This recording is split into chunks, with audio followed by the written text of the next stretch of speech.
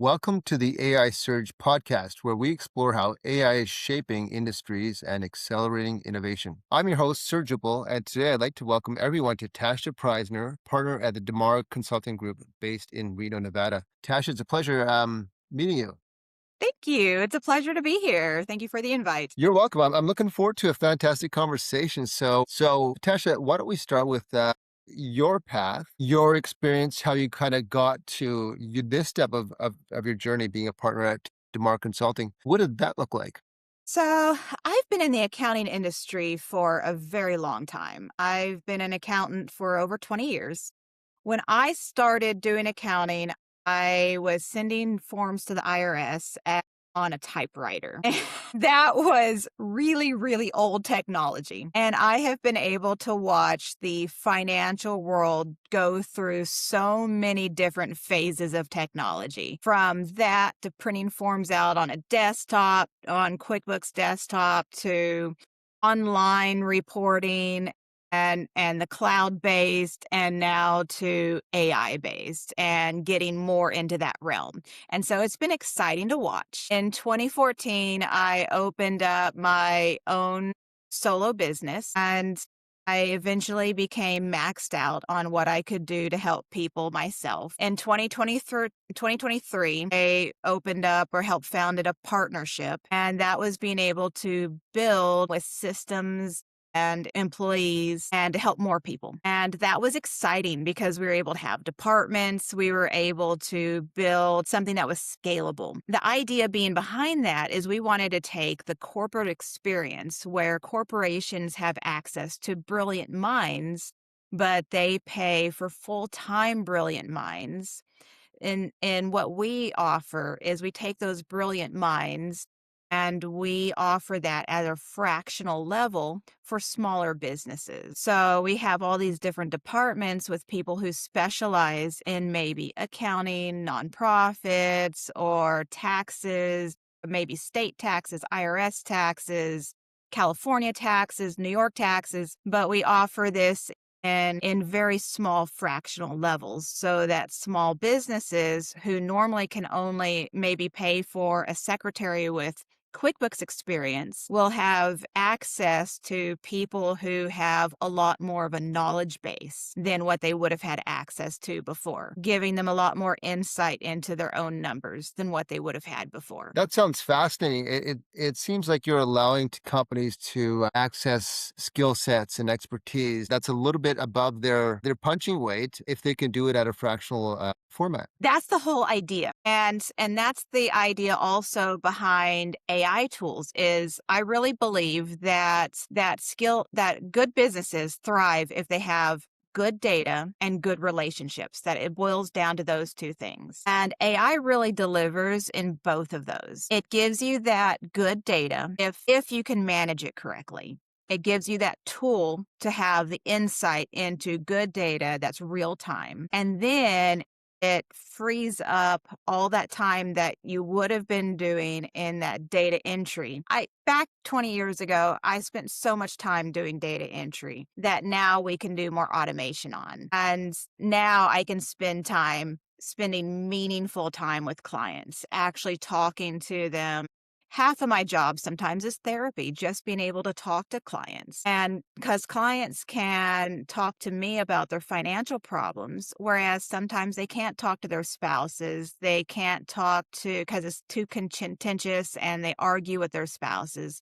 They can't talk to their friends and family because they might be embarrassed. The only person they can talk to is their accountants. And if my time is filled up doing data entry, then I can't spend that time being able to talk to them heart to heart. And so that's really where I want to spend my tools is doing that automation on the data entry so that I can spend my time really connecting with the heart of the client. That's a great example that you mentioned where you're right. AI and automation is a tool and it's only as good as the user, but if used correctly, it'll allow you to focus on what's really important, right? And that's that client management, maybe more time on strategy and the bigger picture, and less time, like you were saying, doing the data input stuff like that takes forever. So good on you. So in terms of just looking at your website, which is demarconsultinggroup.com, and I'll leave those in the show notes and on my LinkedIn post as well. But you've got quite an impressive team you work with some varied backgrounds. That tell me a little bit about your team and how big it is and how they can service clients and what you specialize in. I know is accounting, but sounds like there's a lot more than that going on at DeMar. So we have between 10 to 15 employees, and we have 5 different departments. I'm in charge of the tax department. We also have an accounting department. We have wealth management, audits, and analytics. We have a partner over each one. My partner that is over the accounting department, she has done corporate accounting that was in a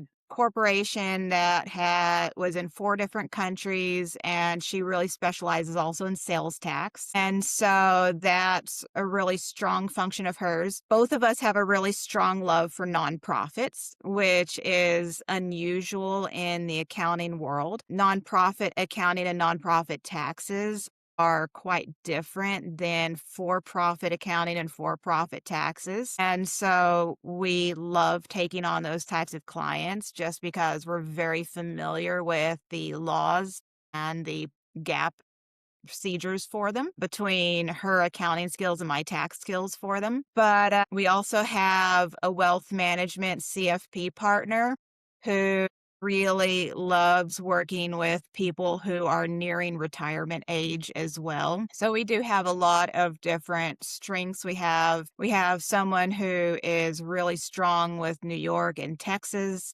laws, someone who's really strong with California laws. We just like to hit up all the really good hot spots and the different laws. My love has a tendency to be IRS laws. Do you want We to just talk try to about keep that? that strong. So, let's talk about that a little bit with your IRS background, and it seems like you have some great experience with working with that group. Yes.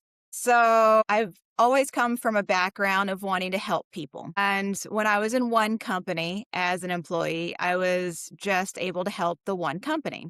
And then was a solopreneur, and I was only able to help the people that I could help with as one person. Then as a scalable partnership, then I was only helping the people on this side of the IRS. When I saw a position open up for the taxpayer advocacy panel, I got really excited because I found out that I could help people on the other side of the IRS as well. The taxpayer advocacy panel allowed me it's an elected position, and it's elected by the IRS. It's a 3-year term of office, and it allows me to help fix systemic problems inside the IRS that they're not problems that Congress can fix, and they're not individual problems, but they're more problems that are IRS based. What I found that I was doing was I was creating nice IRS forms, and then I was just kind of dumping them into the black hole of the IRS and being like, good luck. Hopefully they didn't get lost or anything over there. And then we were just kind of battling it out with the IRS at that point. So now, as my second year in this taxpayer advocacy panel, I'm chair of the communications committee. And what we work on is the online accounts. Since I have a love of financial technology, my passion with this is getting the online accounts as user-friendly as possible so that in a perfect world, nobody has to call the IRS anymore. We can just go into the online accounts and get everything we need and do everything there, freeing up the phone lines for only the worst case scenarios, because I personally hate being on hold with the IRS for 4 hours and then getting my complimentary disconnect. Yeah, of course.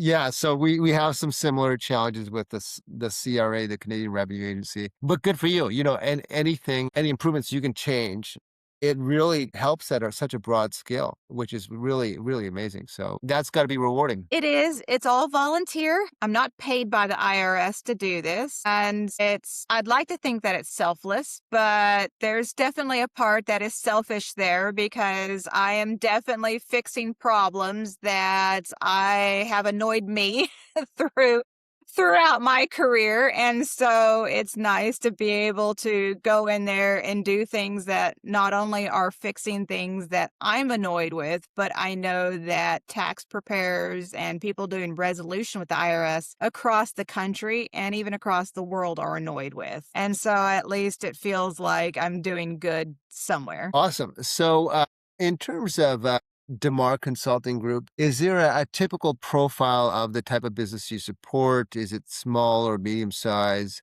in a particular geographical location? What does a typical customer look like, and what type of customer or business profile, let's say stage or headcount, are you best suited to support? It really depends on what department you're talking to. So in our accounting department, you're really looking at small businesses, S corps, single member LLCs, partnerships, or small C corps, nonprofits of any size, or probably nonprofits between $1 and $10 million of gross revenue, I would say. In our tax department, it's a very wide variety because we do individual tax forms. We typically don't do low income tax forms because those can be done for free oftentimes on TurboTax and a lot of those, the Vita clinics. But I would say complex individual tax forms all the way up to nonprofits, which are some of the most complex of the business tax forms, and all the business tax forms in between, which would be trust account forms,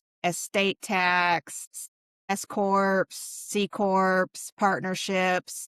That would be everything in the tax department, even tax resolution. We do quite a bit of that as well. If people are having a hard time with the state, with the IRS, and just need an issue resolved. We've resolved multi-million dollar issues with the IRS at this point, and the states as well. Then if you're looking at analytics, you are probably going to be a large company. Small companies usually do not need analytics, but the large companies do. If you're looking at wealth management, most likely you're an individual needing retirement planning. Well, sounds like there's something for everybody, which which Yes. is really cool. So, Tasha, what are you most proud about what you and your team have accomplished so far? Is it a unique situation, or is it something that's ongoing every day, or what do you want to brag about with you and your team? Say that the thing that helps me wake up in the morning, that makes me feel the happiest, is the amount of peace and hope that we give to our clients. There is so much fear out there, and I love whenever I can see people's face look like the fear just leaves, and I can see their face just look more hopeful, and I can see a smile on their face, especially when there's a large tax bill or they haven't filed taxes for 5 years. They're afraid of the IRS.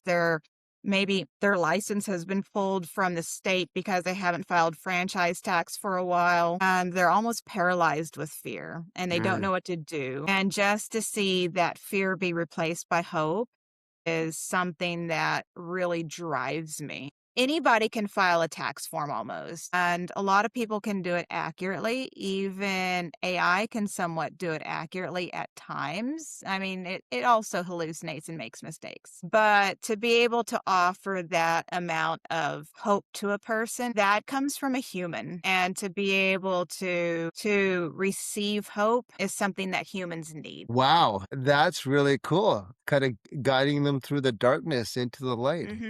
in some sense. Good for you. Now, on the flip side, what would you say are some of the challenges that your company or maybe any company in your industry is facing that may or may not be solvable through automation or artificial intelligence? Would say the constant fluctuations of the economy and laws that just causes destabilization. It is hard to predict, and it happens so quickly at times that you have to pivot or die. And that is not always solvable with AI. It can be, depending on what the pivot is, but it takes a lot of wisdom to kind of know in a storm which direction to head the ship, and then to reassure everybody else on that ship that you're going to be okay. Because those stormy waters can look scary, Hmm. especially when you're the one that they're all looking at. And sometimes you're not even sure that it's going to be okay either. But to try to be that reassuring, calm captain in that storm. And lately, the economy and the laws have been shaking the entire nation. So a lot of moving pieces by the sounds of it. Yes. Understood. So now, what is there something that you or your team are spending time on that you wish you'd spend less time on? Like, is there something that you like to have automated for you, or you wish could just kind of be done in the background? And does anything like that exist, or have you kind of optimized your workflows? Say even more data entry. AI is getting better, but it doesn't do as much data entry as I would prefer. It's getting closer, but it's almost like it's in its teenager era where I still have to really babysit it and micromanage it, and it's not really matured yet.